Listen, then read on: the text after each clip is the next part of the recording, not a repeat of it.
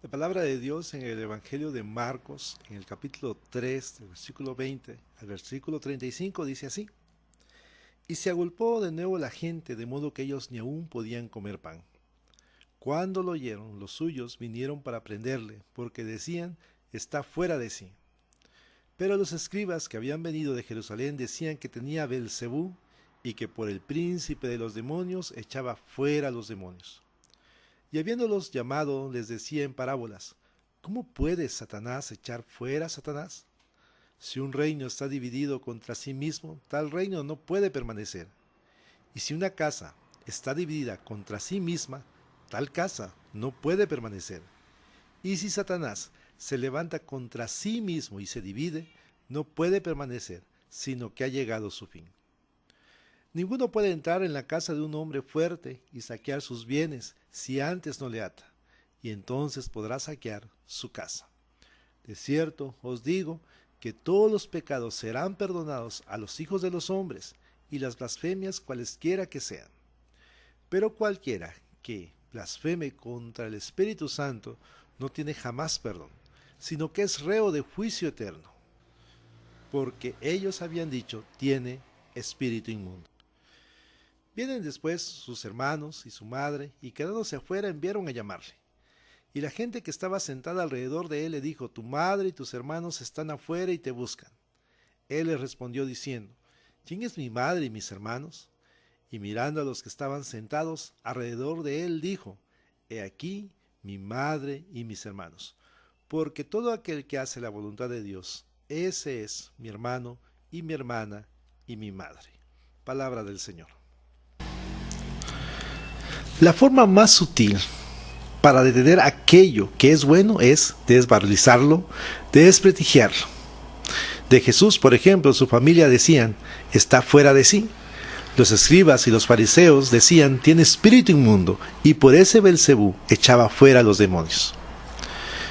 Pero ¿por qué la familia de Jesús y los escribas y los fariseos querían desvalorizar, desprestigiar el ministerio de Jesús? ¿A poco no es bueno lo que él estaba haciendo? Estaba sanando a las personas, estaba expulsando los demonios de las personas. Sin embargo, esto bueno de Jesús incomoda a aquellos que en cierta manera no necesitan de Jesús. Los incomoda porque Jesús es portador del reino de Dios, a lo que los escribas y fariseos también consideraban que era su labor misional. Sin embargo, Jesús parece ser que con su labor misionera llevaba él el discurso a la realidad de la vida. De hecho, la gente decía que Jesús enseñaba con autoridad y no como los escribas y los fariseos. La acusación contra Jesús no es simple, de hecho es una acusación grave. Acusan a Jesús de estar unido al mismísimo príncipe de los demonios. Pero gracias a esta acusación tenemos una enseñanza importante para nosotros, una visión del mundo diferente. Jesús dice esto: ¿cómo puede Satanás echar fuera a Satanás? Con esta pregunta Jesús ya muestra la incoherencia de los escribas y los fariseos, ya que si Satanás hace eso, pues ha llegado su fin. Pero parece ser que la liberación que hace Jesús incomoda más a los escribas y fariseos, ya que refleja su incapacidad de que, a pesar de considerarse como Jesús, tienen la incapacidad de liberar a aquellos que están esclavizados por el demonio. Sin embargo, la obra de Jesús, como él lo señala, era por la acción del Espíritu Santo. Los escribas y fariseos bien podían darse cuenta del poder de Dios. Sin embargo, eligieron blasfemar contra el Espíritu Santo. Prefirieron decir que la obra de Jesús era por el mismo demonio. De ese tamaño fue la blasfemia. Jesús nos da una visión de lo que está sucediendo. Por su ministerio, Él sigue diciendo que su misión, sanar y liberar, es porque Él ha atado al hombre fuerte y ha saqueado su casa. Hechos capítulo 10, versículo 38 dice esto: cómo Dios ungió con el Espíritu Santo y con poder a Jesús de Nazaret, y cómo éste anduvo haciendo bienes y sanando a todos los oprimidos por el diablo, porque Dios estaba con él. Recuerdo en cierta ocasión que estaba cuidando a un familiar allá en el hospital ISSSTE y estaba en la sala de espera cuando entra una persona diciéndonos que si queríamos café con pan, que fuéramos allí en la entrada. No dudé en ir.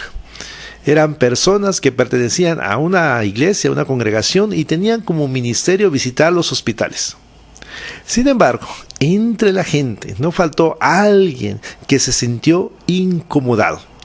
Tanto así que reflejó la amargura en su corazón, la incapacidad para amar, ya que él mencionó esto.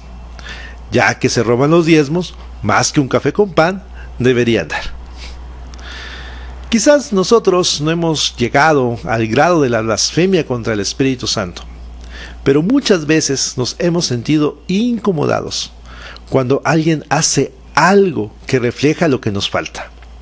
Si alguien perdona a su prójimo, nos incomoda porque exhibe nuestra incapacidad para perdonar. Si alguien da de lo que tiene a los demás, nos incomoda porque exhibe nuestra falta de compasión. Si alguien sirve, nos incomoda porque exhibe nuestra falta de servicio.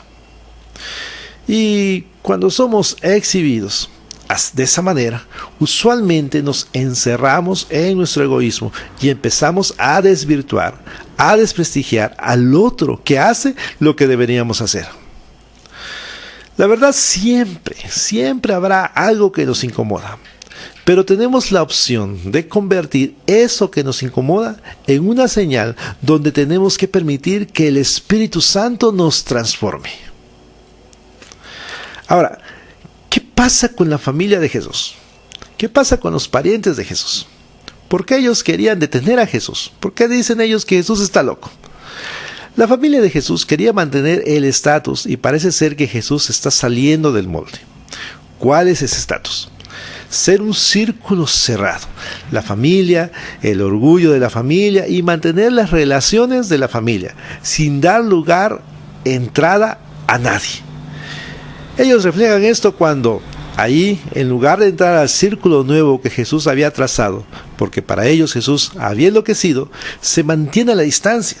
Si regresamos allá a Marcos capítulo 3, el versículo 31 dice así: se quedaron afuera y enviaron a llamarle. Pero gracias a esta conducta de los parientes de Jesús podemos tener un nuevo concepto, un nuevo modelo de familia.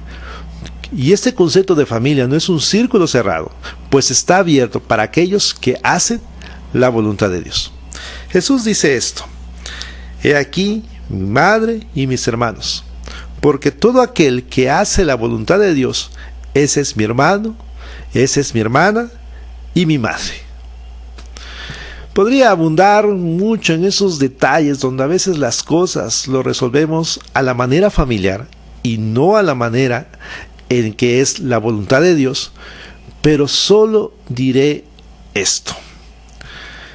La mayoría de nosotros sabemos pues algunos dichos que dicen así: hijo de tigre, pintito, de tal palo tal astilla, y muchos más que reflejan una verdad popular sobre que nosotros heredamos los rasgos familiares de donde provenimos.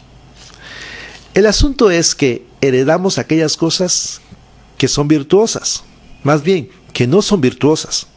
Heredamos la ira, la depresión, las fobias, las adicciones, la inmadurez emocional incluso.